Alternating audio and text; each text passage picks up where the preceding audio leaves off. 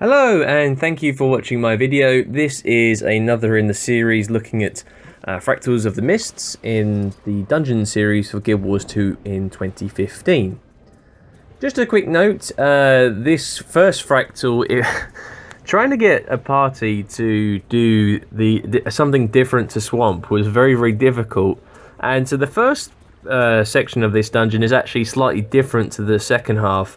This is me and my Guardian on a level 9 difficulty Fractal, and this is one of the underwater Fractals, which is quite cool because you get to have a little bit of underwater combat, and you've got these weird statues that are underwater and you have to defeat these crates and release the captured villagers. So that's pretty much the initial part of the dungeon, fairly straightforward, and then you have sort of a diverging, which you can see me fly into the actual cage, or swim in, sorry. You have a divergent of paths. You can either take one, it's not your choice, but it's how the dungeon proceeds.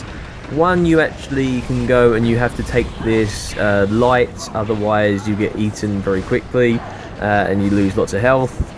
And you're fighting crates as you go from sort of this little light and carrying the light to the next stage. As you can see, I actually got a vial of condensed mist essence, which is pretty cool. Nice little sort of drop to get. But yeah, so what you can take this light, and you know you're under attack from crate, and there's a few safe spots. But it's an interesting sort of path that takes.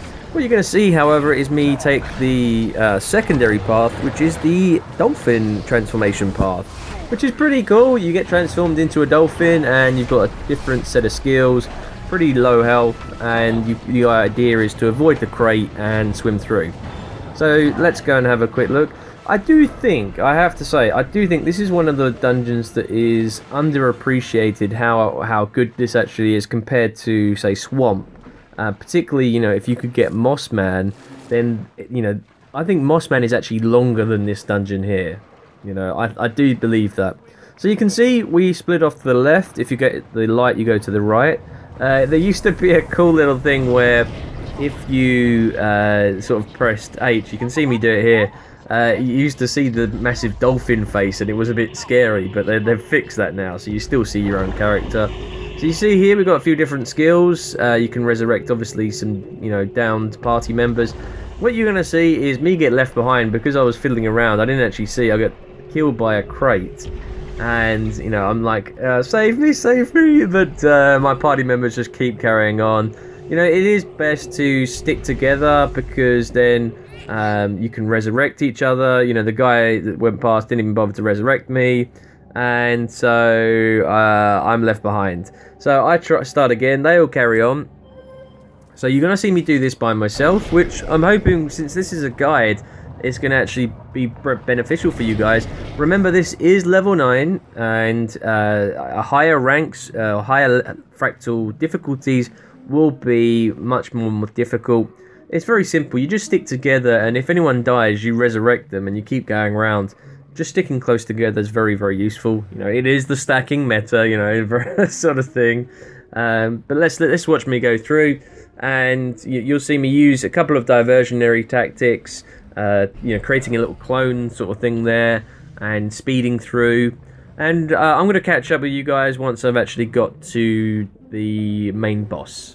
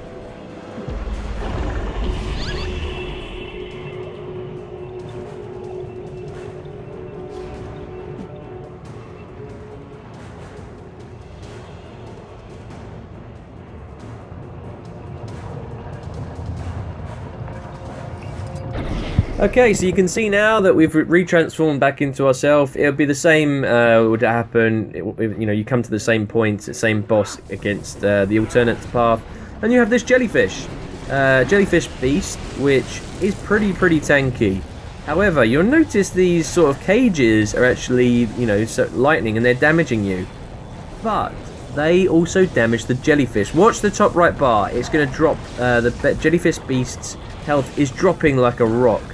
And that's because you want to pull the jellyfish into these lightning cages, otherwise it takes a hell of a lot of time to damage the jellyfish beast. I mean, look, we're on level 9, so the jellyfish beast's health isn't that great, and the damage will be a lot more. We can damage it a lot easier. At a higher level, the jellyfish beast's health is even more so, and you can do less damage, and these cages are pretty important. The idea is that it normally focuses on 1 or 2 characters. You want to try and obviously aggro it and pull the beast towards where the cages are. The people I'm with are pretty new party, so they don't really have a clue what's going on, and we're not pulling the jellyfish beast around at all. And I remember doing this on like a level 20 fractal, and it took us half an hour just to kill this beast because people didn't have a clue to pull the beast towards the cages.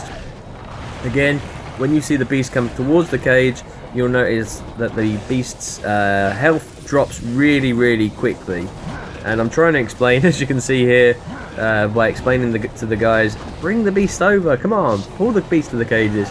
However, if you look at the beast's health going down pretty quickly anyway, it's not too much of a deal on you know, difficulty scale 9. It's relatively straightforward.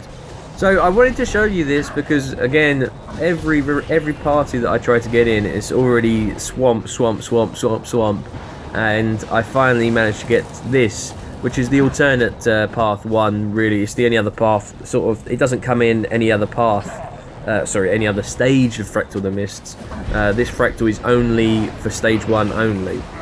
So you only chance you get to do this is if you don't do swamp.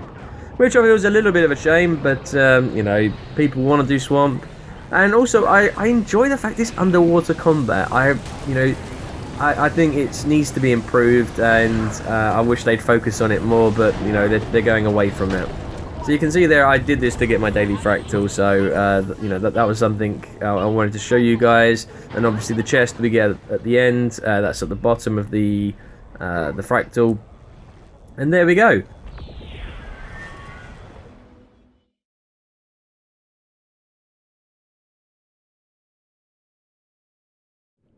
Okay, so now we're actually in the urban battlegrounds fractal. This is where you're actually transformed as Char. So one of the actual one of 3 that we actually do on this particular run, where we all get transformed. So we were Dolphin before, and we're actually going to be the Azura in the next fractal, or the Inquest. But yeah, this one is a difficult fractal. As you can see, I've actually popped my consumables. This is level 50. I'm actually now Elementalist, so that's why it's much more difficult. And these bosses are at level 82, 83, so they are higher than we are, and have obviously more armor, and they hit like a truck. They are extremely good at inflicting damage. You can see me and other party members getting down pretty quickly. They got very good piercing armor, and you know, it is just a pain to do these mobs. So you will see, even though we're a decent group, we actually are getting down from time to time. No shame in that. It's just a very challenging fractal. Overall, it's not too difficult. There isn't too many. Well, I say not too difficult. It is difficult, but it's not too. It is pretty straightforward in what you're doing. You just have to be very careful in how you actually pull mobs towards you, and obviously that you don't pull too many mobs at the same time. That is probably the biggest way in which people fail this fractal, because they just overcommit and pull far too many mobs over. This is where you've got a lot of siege that's attacking you, and you know, this is the method that you should follow. You know, by taking out some of the siege, going around the outside of the fractal, and then you'll notice as well, we actually have some NPCs that come with us, and they're obviously pretty handy to have around, because they take a lot of the damage away from yourself. They are very good absorbing damage. You'll notice where we're stacked as well, we're bringing over some of the mobs. You'll notice back, for those of you that played Guild Wars 1, a lot of the Guild Wars 1 professions, like the Monk, the Cutlass, which actually wasn't a profession, it was just a type of Necromancer. But they do significant damage, and I'm trying to contain them by using obviously my CC skills to keep them there so that our NPCs are actually taking them out.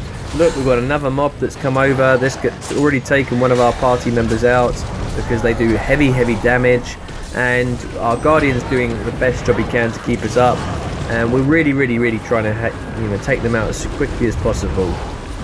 So that's what we're doing. Where we're stacking, this is a very good place. You avoid a lot of the siege attacks in this location. You can take out most of the mobs, and then you can progress on towards the gate, and where there's lots more arrow carts firing down at you. I have to say that the arrow carts do a little bit of damage, not as much as, for example, in World vs World. Point here, you must take out that burning oil. You can see I'm on fire here, and I'm getting heavy damage by that burning oil. It is crucial that you take out the burning oil first. Ignore the ballista and the arrow carts on the floor because they respawn. And you'll notice here we actually have Siege Master Dolphin, and Dolphin is actually a reference to one of the people that do a lot of good guides for Guild Wars 2. Dolphin is always one that puts up videos of like points of interest, and that's a little nod to Dolphin. So one of the few people that's actually been referenced in game, which is quite cool. And this is where we get a few different paths that we can diverge, and we're just going to take out the ballista here.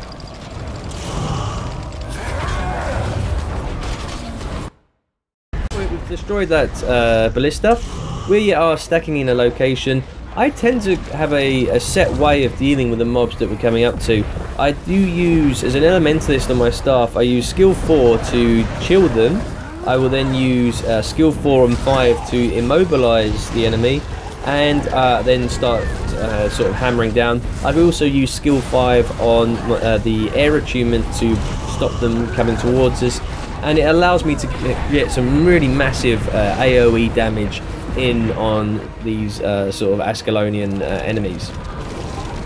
So we're proceeding through this fractal. Again, we've got a very good, actually, organised team.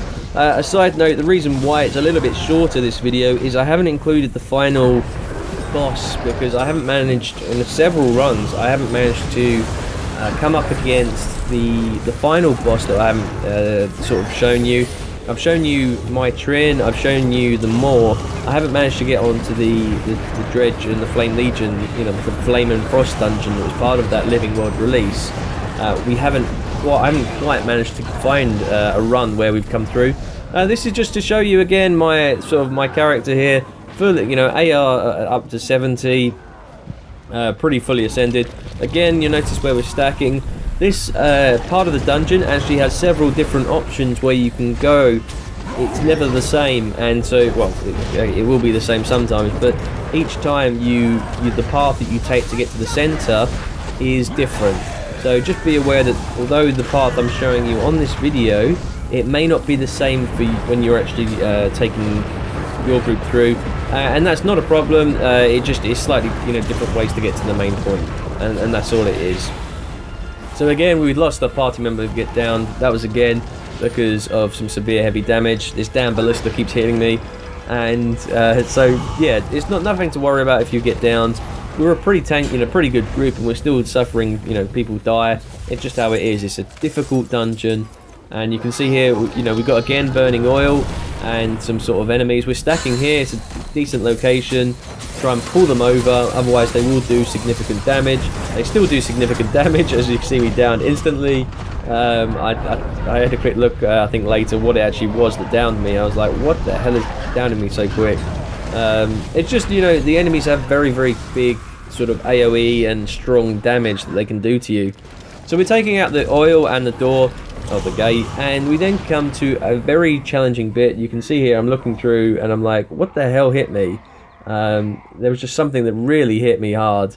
I think it was, you can see the fireball that the Ascalon Mage did hit me for a substantial amount. But anyway, what we have here, this is a very difficult bit of the dungeon. Now, there are two statues, as you can see, my party are hiding behind them here, and we are trying to pull over these mobs one at a time, because they are, well, unfortunately we've pulled over two, but these are extremely dangerous mobs. Thankfully, we actually have our NPCs helping us out here. These guys will hit us hard. You'll notice as well there's siege equipment, so you can't really move into the circle because the arrow carts and the ballista will take you apart. And it's a bit tricky. Fortunately, we managed to control them pretty quickly, and we were able to damage them quite substantial amounts. Having two elementalists really is a benefit to this particular section of the fractal. But we're stacking behind this statue to avoid the ballista attacks, because they, with the knockback, are pretty damaging, and we're doing quite well in, you know, obviously healing up. Our Guardian's quite a good healer, and we're really, preventing these siege weapons from attacking us. And as though I tried to go in and do some damage to the sort of siege equipment, there's different options. You can go and attack the siege now, but there is a last mob left, and I was just healing up. And then we're just going to go around the outside, avoiding the siege, and to take out that final mob. It's just going to make things a lot easier. Thankfully, I just missed that ballista strike. And once we've done that, we were going to go and take out the siege, and then the main bit with the Flame Legion Shaman will come along. So obviously this was before the events, in between Guild Wars 1 and Guild Wars 2, because the Flame Legion cast did get cast down. It could be before Guild Wars 1, it's an option. I think it's a nice fractal. I like the fact that fractals can go back and examine the past, and it's pretty cool. So here we go with the Flame Legion Shamans coming in. Our job now is to wipe out this annoying Treb. Sorry, not Treb, the siege. There is no Treb in this, it's just arrow carts and ballistae. So here we go, we're cleaving them down pretty good. And then we have to defend the Flame Legion Shaman. Several mobs will spawn, so that they normally, I think, mobs of 3. And they're fairly easy to take out. You've got a monk here, usually a warrior and a caster. And they come towards you, and they're pretty easy to deal with. They're only veterans, even though they're at a higher level. You do have to take them out pretty quickly, but once you do that, these guys aren't too much of a challenge. But they do keep coming. You notice again, we still haven't killed one mob, and when we do that, the other mob is already attacking the shaman. So we've killed that mob now. We move on to the next mob, and you can see that the shaman got down, and the ritual progress actually has gone back to 0. So you've got to make sure that to keep the shaman alive. So that's what we're doing. We've resurrected him, and he's beginning the process again. So here come the monks. They refresh, and so they're coming back round again.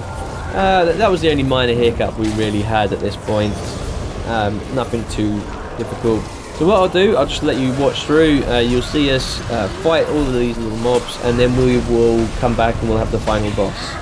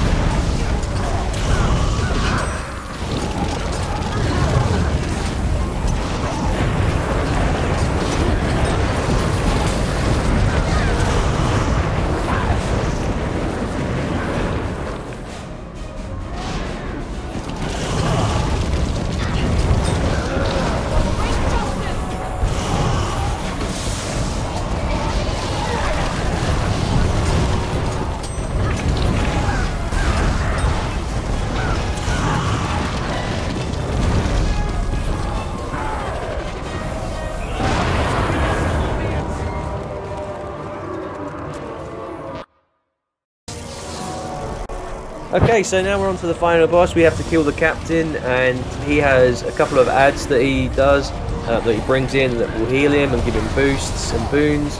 and he also does a lot of damage. You can see here at the beginning's the ideal thing.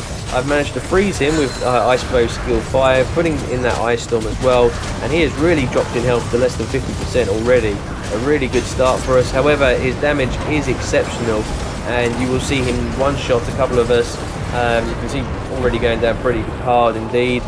He has Meteor Shower, which is extremely deadly, and in fact does kill me later as we're doing it. There we go. That's the Meteor Shower. You will see in my combat log a little bit later. I explain, I show you how much damage he actually does from one Meteor Shower strike. It's pretty much around 4,000 to 5,000 damage, and I just avoid that, and I think I avoided it again. I'm still doing good damage to him. He's down to 10% almost now, so we're trying to get him down, and there we go. So I've just absolutely taken it in the face, and you can see the damage that we got here. 7,000 damage for the Meteor Shower, and he hit me twice. That's pretty much my full health gone. I managed to just sort of escape from downstate. He's really low on health, and I thought, screw it, I'm going to really go for it. I could sort of evade, but one of my party members is dead, another one's down, and I get killed. But fortunately he's at such low health that we managed to defeat him. So there we go. That is this fractal done, and I'm hoping you've appreciated this guide. We're going to move on to the next fractal, which is looking at the Inquest, and also had to do with Scarlet, which was brought in when Ellen Keel was nominated as the next captain of the council. So that's what this fractal that's coming up came in a bit later, but I'm hoping that this fractal run has explained a little bit about where to stack. It is a very tricky fractal, and against weaker mobs will defeat weaker players, because it is a nasty one to come up against.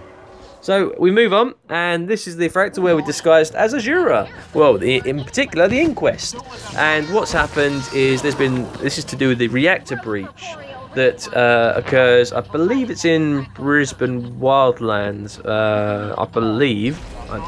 I think so, or no, it's the other location. Anyway, that's just slipped off the top of my head, and I enjoy this one. This is quite an interesting, it's sort of diverse. It doesn't come up too often, I do a fair amount of fractal runs, and I'd say this is normally every 1 in 6 to 7.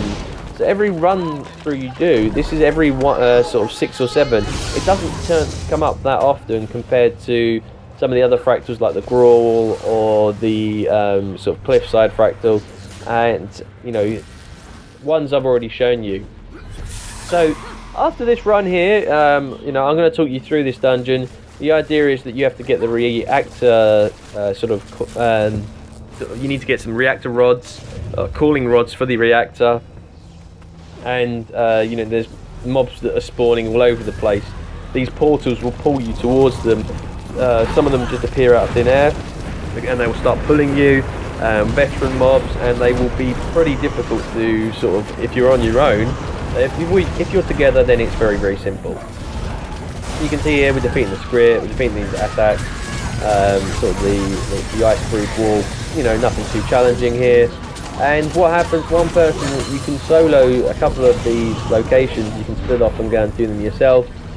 One of them you won't see in this video because one of the other guys does that, and we're going to progress on to do one of the other fractals, so one of the other parts of this fractal.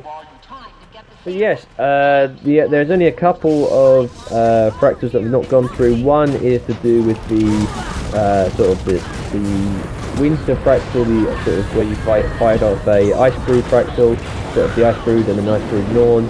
So that one I haven't shown you, and also I haven't shown you the fight with the Dredge and the Flame Legion, which again is a pretty quick ending to that dungeon. And I'm hoping that over the next few weeks I will be able to try and get footage of those last two that I haven't seen, because I know obviously the whole point was to finish this as a guide, and I've managed to get through most of the fractals, so at least now if I can get those last two, that'll be pretty cool. It's just a question of if they come up. So I'm getting down. These are pretty heavy mobs. my colleagues were just avoiding them, and it was a bit annoying considering they just run through. It's so much easier just to kill them. Alright, it might take a bit longer, but yeah, this section is a bit difficult. One of the guys you can see on the mini-map, he is running through, finishing off the fractal, sort of that part of the reactor on his own. That is a very straightforward part of the fractal. But yeah, so we're just going to kill off that golem, and then they're going to resurrect me. What you'll have here is several points that you need a couple of people to activate the sort of consoles, and then one person to activate the final console. Well, you do need two, but I actually managed to do this by myself.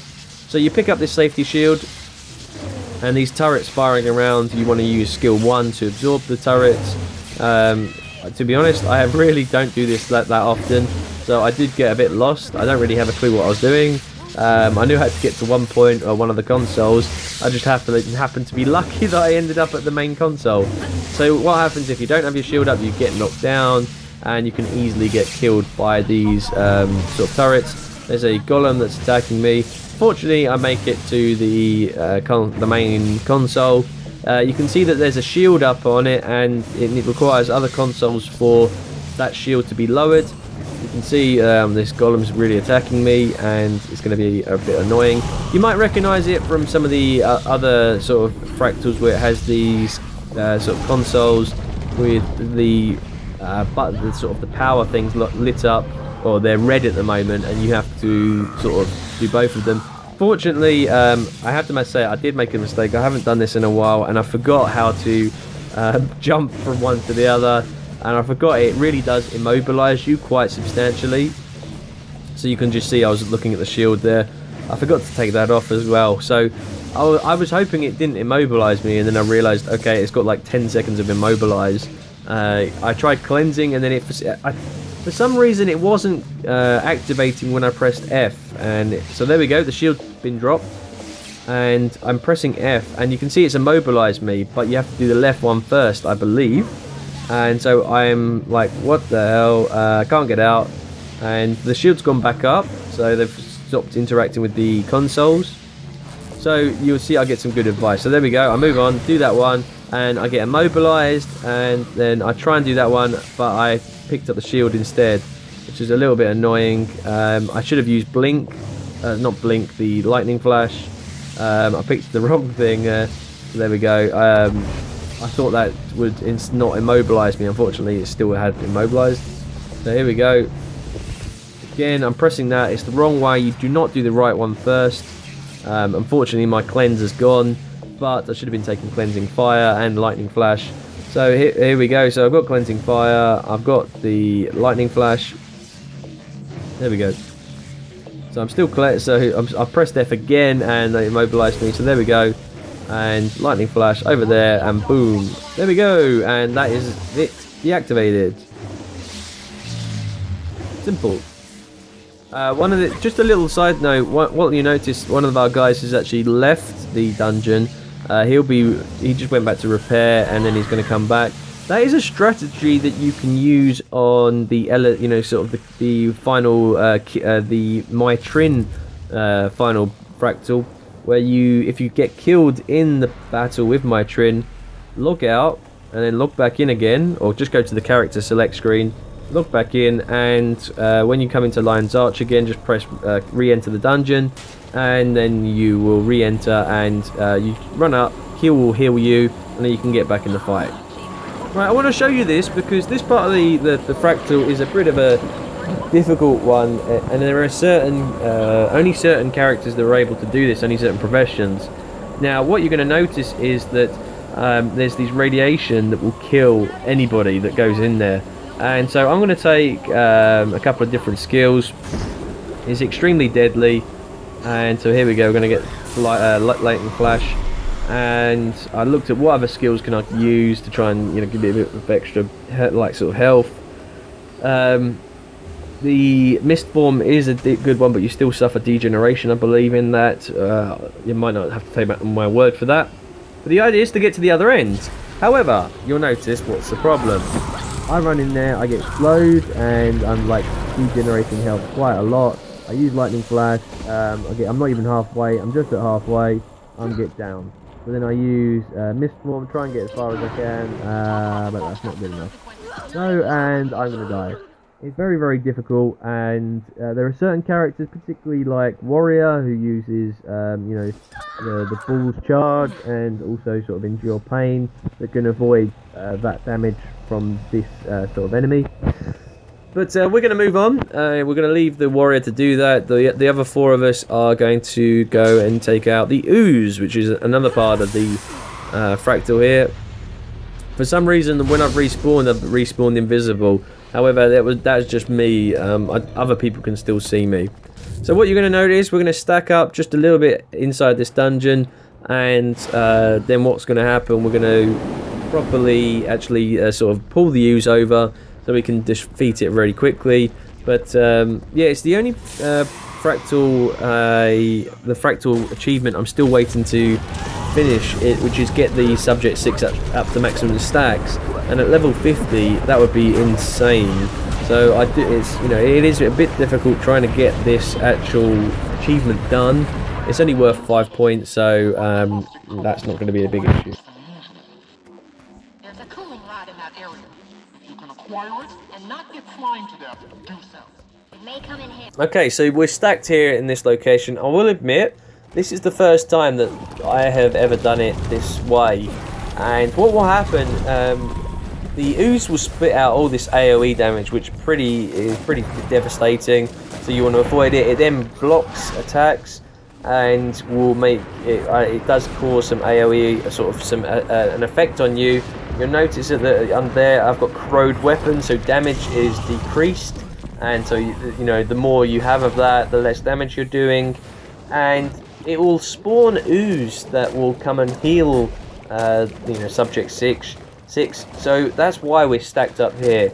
We're trying to pull subject 6 so that when it comes to this part of the dungeon, the Ooze that will heal the main boss here will actually have further to travel, and so we actually have more time to defeat subject 6. Okay, so you can see obviously he's bounding over. The Ooze behind him will heal him up. But generally this is a very good tactic. You can see obviously he's doing some significant AoE damage. But we really do want to sort of get him to come over. It's all about sort of preventing him healing up because of the Oozes. And obviously the more and more you damage him, he spawns more and more Oozes that can heal him. And this is just generally the quickest way to kill off this boss. You can see he's now over. So because he's doing this AoE effect, we're going to pop a couple of reflects up. So you can see there he's getting really significantly damaged by these reflects that we're doing. We put, you know, obviously I've got Ice Storm, that's really going to cleave him down.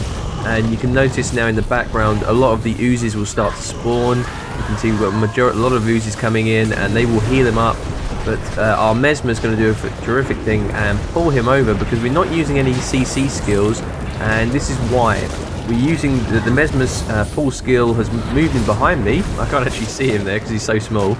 But this is how you want to sort of, you know, move the subject 6 over this far away, and all the Oozes behind unable to heal him up, and that is how you complete this section of the Fractal. So a very interesting Fractal. You know, it's quite different to some of the others in the fact that obviously you have different stages. You know, you can go off and split up and do different elements of this Fractal, and that's the thing I quite like, the fact that, you know, you can have our team go off and split up and do different things. And, you know, it's something that, you know, you don't ever really get, you know, having, you know, apart from, for example, you know, like earlier in this particular path, you know, as you can see here, I just wanted to show you this, our warrior, if you look on our mini-map, you can see he's actually reached that. If you look on the left-hand side in our party bar, he's actually under Vengeance effect. So he's managed to rally under Vengeance and get up to the console up there and tag both of those, and that's it. So we've managed to achieve all the retrieve all the sort of cooling rods, and now we're going to go up and face the sort of the main end boss of this Fractal. And this is again something very different to anything else that I think we've seen. This boss, which is the Thaumanova anomaly. You can see here that the flooring sort of, obviously it's like sort of holographic type thing. The Thaumanova anomaly will sort of disable the flooring. It makes the flooring disappear, and you will fall instantly to your death. Just a little side note, I didn't stack up here. I wanted to show you guys a little bit. You notice the rest of my party, they're getting huge might stacks, but even though have been sort of slightly reduced, still is significant. So you will see here, I'm actually being targeted and the flooring is disappearing. If this does happen, the most sensible thing to do is to move to the outside. You'll notice I've got a little bomb symbol above my head. That means I have to run. Do not bother targeting the enemy, just run away. You notice that my colleague as well, he's got something similar to him. So we are both, you know, stuck in this little area here. We're suffering agony, but the Thaumanova anomaly is suffering significant damage. Eventually the floor panels return. But that's it, that is the Thaumanova anomaly defeated. And I'm hoping you guys have appreciated this run. I'm sure you guys, if you haven't done all of this, there's only a couple of fractals that I've not managed to cover. We reappear in this mysterious place. But thanks very much for watching, guys. I hope you've appreciated it. Catch you on the next video.